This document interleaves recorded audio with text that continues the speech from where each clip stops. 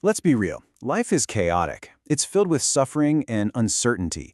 So, how do you even begin to navigate all of that? Today, we're diving into the core ideas from Jordan Peterson's 12 Rules for Life. And it's not just a self-help book. It's framed as an antidote to chaos itself, a guide for confronting some of the most difficult realities of our existence.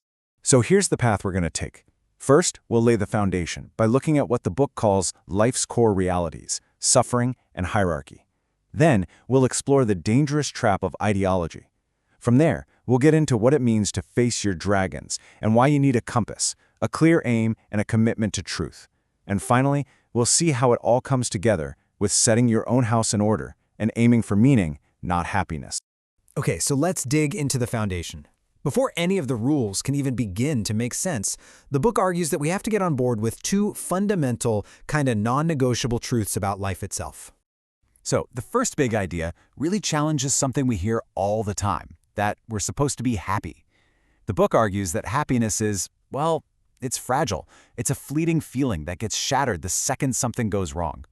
So instead of chasing happiness, it suggests a much more solid starting point is just accepting that, hey, suffering is a fundamental, unavoidable part of being human. All right, the second big reality? Hierarchy. And this isn't some kind of recent human invention, right? The book argues it's an ancient biological fact. And to illustrate this, it uses a pretty surprising example. Lobsters. Yeah, lobsters.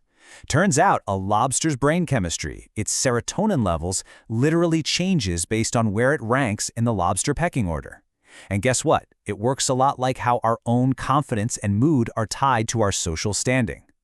The big takeaway here is that this system is ancient, it's hardwired into life itself, and we've inherited the whole thing.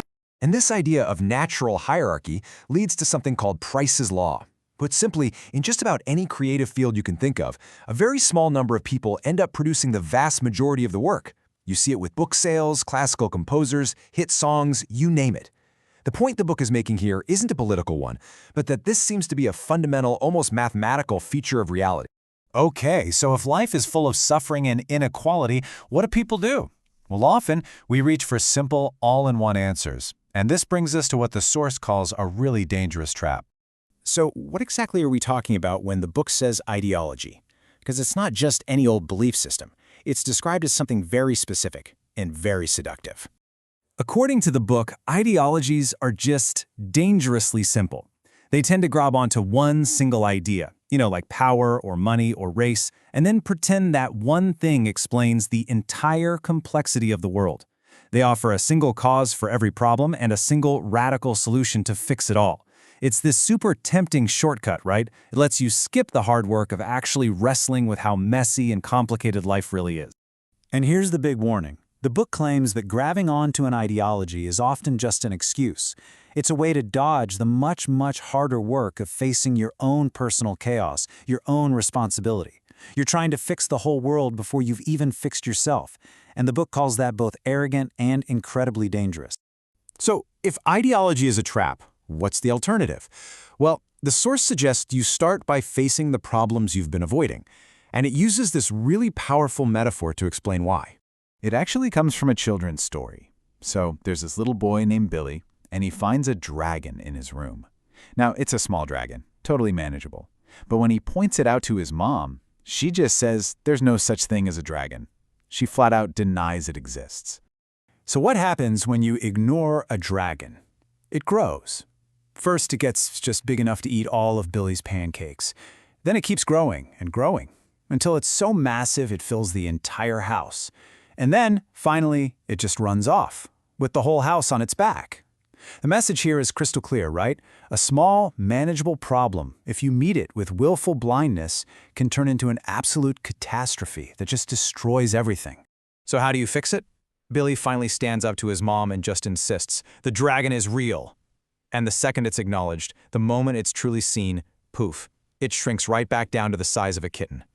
The moral is pretty straightforward. You have to voluntarily confront the things you're afraid of. If you don't, they will just keep growing until they consume you. Okay, so if you're going to go out there and face your dragons, you can't just run around aimlessly. You need a compass, and the book offers two critical tools to help you navigate: having a clear aim and being committed to telling the truth. To really get the power of having an aim, let's look at this classic psychology experiment. Imagine I show you a video. You've got two teams passing basketballs, one in white shirts, one in black.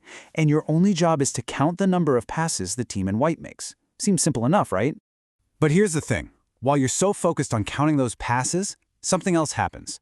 A person in a full-on gorilla suit walks right into the middle of the game, thumps their chest, and then just walks off. And the craziest part? A whopping 50% of people, half, completely fail to see it. So what does this tell us? It reveals a really profound truth about how we see the world. We don't just see what's there, we see what matters to our goals. Your perception isn't like a video camera recording everything. No, it's more like a filter. The world is full of infinite information, and your aim, what you're focused on, literally determines what you see and what you are completely blind to. So you have to choose your focus carefully. Okay, that's aim. The second tool is truth. And the argument here isn't just that lying is bad in a moral sense. It's that it's a terrible survival strategy. Think about it. Every time you lie, especially to yourself, you're twisting your own map of the world. You weaken your own character. And that makes you fragile. So when a real crisis comes along, and it will, you'll be less able to handle it. You'll get mowed down.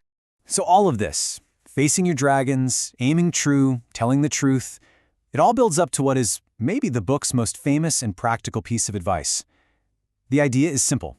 Before you go out and try to fix the world, you have to start with the one single thing you actually have some control over: yourself. The rule is phrased like this. Treat yourself like someone you are responsible for helping. Now think about what that really means. It means taking yourself seriously. It's not about asking, what would make me happy right this second? It's about asking, what would be genuinely good for me in the long run?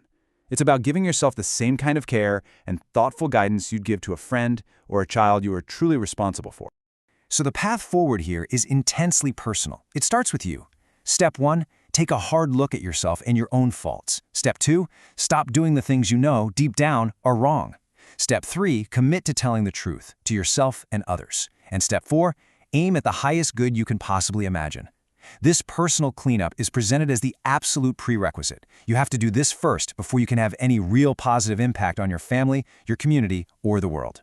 And that brings us to the end goal of this whole framework. I mean, if we've established that chasing happiness is a fragile and maybe even a misguided goal, then what should we be pursuing instead? The source draws this really sharp line between what it calls expediency, doing what's easy, and meaning. Think about raising a child.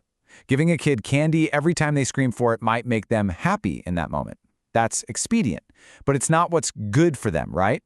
What's truly good, what's meaningful, is doing the hard work of helping them grow into a virtuous, responsible person. So, in this view, meaning isn't found by avoiding difficulty, it's found by voluntarily taking on responsibility. And so, this brings us full circle, right back to where we started, the unavoidable reality of suffering. The entire argument of the book really boils down to this one final, challenging question for you to answer for yourself. The ultimate antidote to chaos, it suggests, isn't finding happiness or building a perfect world. It's about voluntarily adopting a noble aim for yourself, finding an answer to this question that's powerful enough to make all that suffering worthwhile.